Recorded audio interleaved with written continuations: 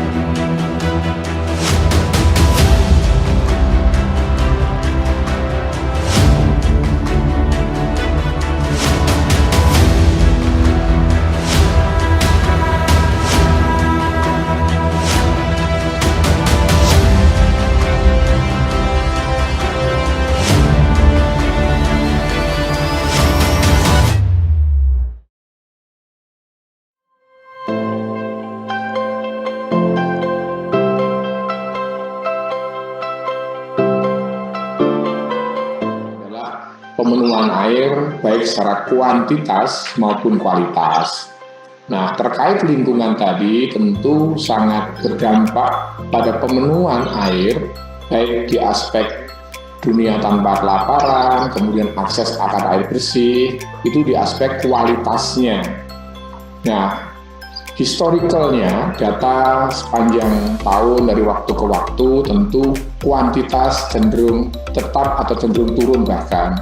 Apalagi kualitas gitu ya, kualitas pasti cenderung turun.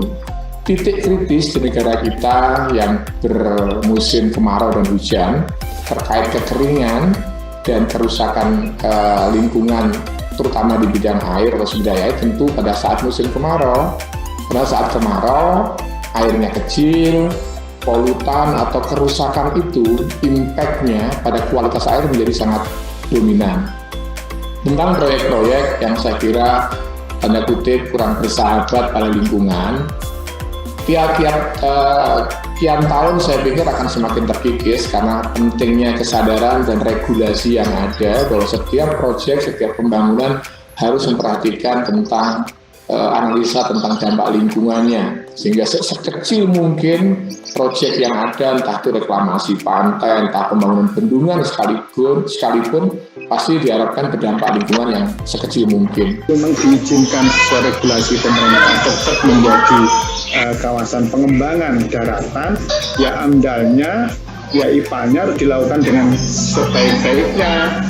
Tidak jangan asal-asalan. Nanti kalau ini sudah diizinkan dan dilakukan reklamasi ternyata tidak berjalan, ya biasanya begitu, tidak berjalan. Kita tuh kadang-kadang tidak berjalan, memang di Indonesia ini kurang pengawasannya, komitmennya kurang tinggi, sehingga setelah jadi ya sudah, apalagi kalau developer nanti ditinggal developernya, ya sudah, pemerintah lah yang akan menjadi penanggung jawabnya. Ini dengan melanjutkan berbagai infrastruktur secara besar-besaran, terutama di proyek-proyek yang mangkrak untuk kemudian diselesaikan dan difungsikan. Saya kira bagian dari upaya itu, kemudian nanti dari itu diharapkan dampak lingkungannya makin berkurang dan proyek itu memberikan kemanfaatan pada kita semua. Yang terkait dengan bagaimana kita membuat kualitas air kita berjalan dengan baik, tentu ada beberapa pilar. Yang pertama konservasi. Konservasi itu maknanya adalah kita bersama-sama sebetulnya, utamanya pemerintah dan kita semua, wajib melestarikan sumber daya air yang ada, mulai dari hulu sampai ke arah hilir. Yang kedua adalah aspek pemberdayaan peran masyarakat. Nah, disinilah pentingnya bagaimana kita mengedukasi masyarakat, keterlibatan masyarakat mengambil peran secara aktif, sama-sama menyadari arti penting dari kualitas air ini. Nah, campaign ini harus terus-menerus supaya masyarakat sadar. Dan ini bagian dari pilar yang diamanatkan dalam Undang-Undang Sumber Daya Air, bahwa pemberdayaan masyarakat menjadi salah satu pilar pengelolaan sumber daya air. Dan yang terakhir yang terkait, saya kira di antara 5 pilar tadi adalah sistem informasi sumber daya air. Di era IT sekarang ini, saya merasa bahwa sistem informasi sumber daya air di satu sungai misalnya, dari hulu sampai hilir, itu belum bisa memotret dengan baik dan transparan, di mana masyarakat bisa mengakses bagaimana sih kualitas air di hulu, bagaimana di tengah, bagaimana di hilir secara real time. Nah, kita harapkan sistem informasi daya tidak hanya menyajikan dari aspek kuantitas, tetapi juga kualitas. Dan ini bisa kita akses kapanpun, termasuk mahasiswa ketika membutuhkan data tentang kualitas air, bisa mengakses di titik kilometer sekian, das sungai A, maka tahu kualitasnya seperti apa. Nah, ini kita masih lemah. Jadi 3 aspek konservasi, pemberdayaan, dan sistem informasi SDA ini menjadi pilar yang sangat relevan dengan bagaimana kita menjaga kualitas air yang ada di negara kita dari bahaya-bahaya pencemar apapun itu.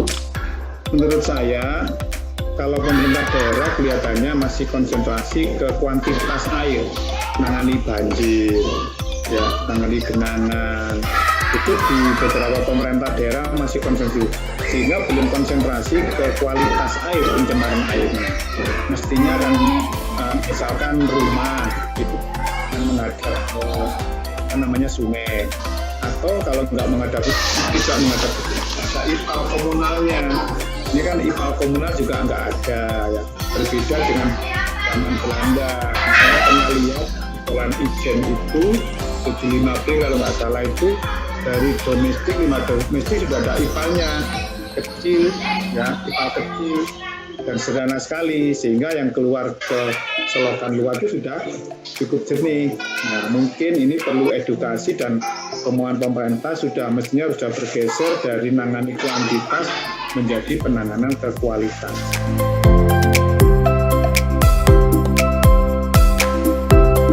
Kalau digrafikan, sumbu X fungsi waktu, sumbu Y-nya adalah kebutuhan, dia relatif cukup tinggi di gradien kenaikannya. Sementara pemenuhan atau ketersediaannya relatif lebih landai. Gap ini makin tinggi. Nah, kalau tadi kerusakan lingkungan, kemudian masyarakat tidak terlibat dalam edukasi mengelola air yang baik, maka makin terjal lagi antara kebutuhan dan antara ketersediaan. Maka krisis air bukan tidak mungkin akan terjadi di waktu-waktu ke depan. Maka pembiaran sekali lagi tidak boleh, dan pemerintah mesti kita dorong bareng-bareng, terutama mahasiswa, untuk menyuarakan pentingnya. Biarkan sungai-sungai kita sekarang sudah keruh. Lihat sungai-sungai di negara lainnya sudah jernih. Ya. Ya, bahkan banyak ikan mati di sungai. Kalau dulu kan kualitas air kita kan masih cukup putih, bahkan biru. Sekarang udah tercemar. Jadi pemerintah harus sudah memperhatikan itu. Kalau enggak lama-lama jadi hitam, jadi nanti bahkan kalau di Surabaya kan sumber air minumnya kan juga dari air sungai, ya. Itu nanti pengolahan terlalu berat, ya. Jadi pemerintah harus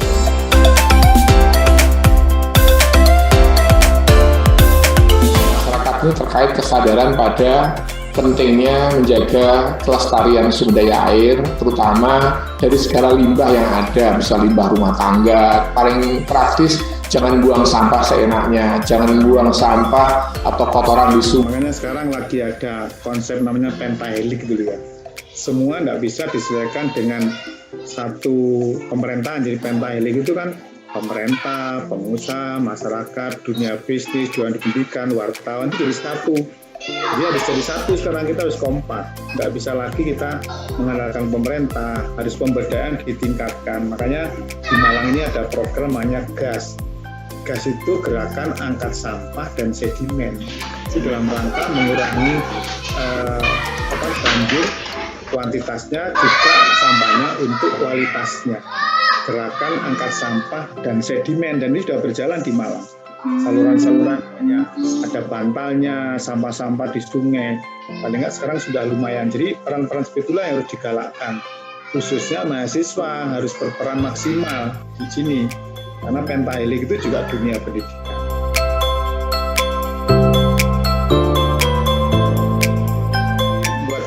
gerakan. Yang kedua, membuat organisasi peduli lingkungan. Dan kader lingkungan itu sudah ada sebenarnya, di Malang pun sudah ada kader lingkungan. Jadi harus membentuk komunitas-komunitas itu yang secara konsisten, ya, tidak jenuh-jenuh, harus terus bergerak seperti itu. Kalau semua komponen masyarakat membuat komunitas-komunitas yang paling tidak di wilayahnya masing-masing, bergerak untuk mengatasi pencemaran membantu pemerintah, sinergi dengan pemerintah, saya kira kita akan lebih ringan, lebih cepat selesai. Ke depan, maka kita semuanya merapatkan barisan untuk memastikan air ini ketersediaannya, baik dari segi kuantitas maupun standar kualitas yang kita harapkan ke depan. Bidang sumber daya air di negara kita ini diurusi setingkat level Direktorat Jenderal atau Dirjen. Kalau saya bandingkan di Kementerian PUPR, tentu beban tugas Direktorat Jenderal Sumber Daya Air ini jauh lebih berat dibandingkan dengan Direktorat Jenderal yang lain seperti Bina Marga yang ngurusi jalan jembatan, Cipta Karya yang ngurusi perumahan, pemukiman, kawasan dan sebagainya. Karena apa? Karena tantangan lagi-lagi yang kita sebutkan tadi, bahwa kebutuhan, gap kebutuhan dan ketersediaan begitu banyak tertinggal, dan infrastruktur yang bisa memenuhi itu semua yang paling ideal tentu berupa bendungan dan waduk. Untuk bisa menyelesaikan bendungan dan waduk, tentu negara kita juga masih bermasalah dengan ketersediaan anggaran yang masih terbatas, kemudian proses antara perencanaan sampai dengan konstruksi sampai beroperasinya juga tidak singkat, bisa 6-8 tahun baru bisa selesai satu bendungan. Saya kira ini butuh waktu yang lama, seiring dengan kebutuhan yang makin meningkat, pemenuhan bendungan waduk juga menjadi sangat dibutuhkan ekstra keras gitu ya untuk bisa mengimbangi.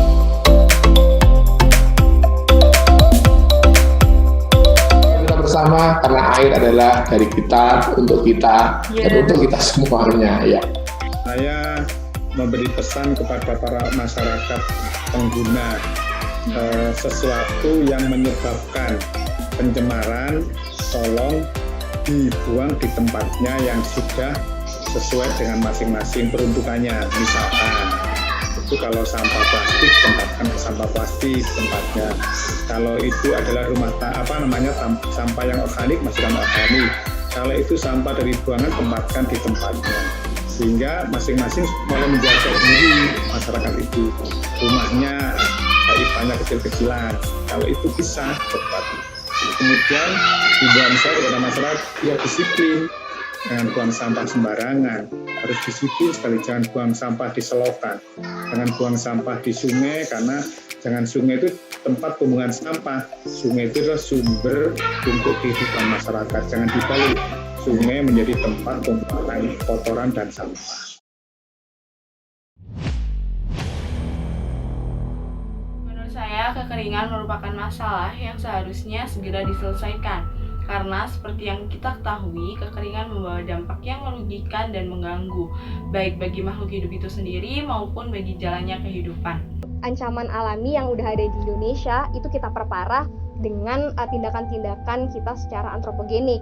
Terlebih lagi, beberapa wilayah di Indonesia yang merupakan wilayah kars atau kapur secara geomorfologi, dia juga mempunyai ancaman kekeringan tersendiri kepada manusia yang ada di atasnya. Memang beberapa tempat di Indonesia, karena kita daerah tropis, punya musim kemarau dan musim hujan, kemudian di beberapa tempat ketika musim kemarau mengalami kekeringan.